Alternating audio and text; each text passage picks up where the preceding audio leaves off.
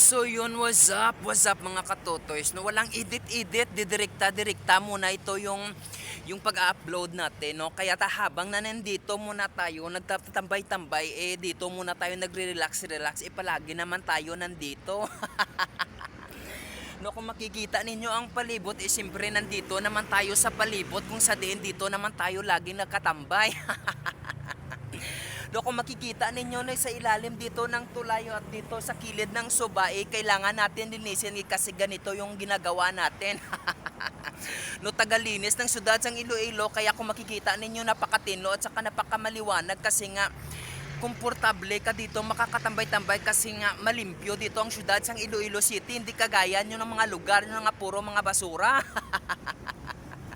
At habang naglalakad tayo, kailangan ko lang muna i-flex dito yung resort namin kung sa diin makikita dito sa may Iloilo City.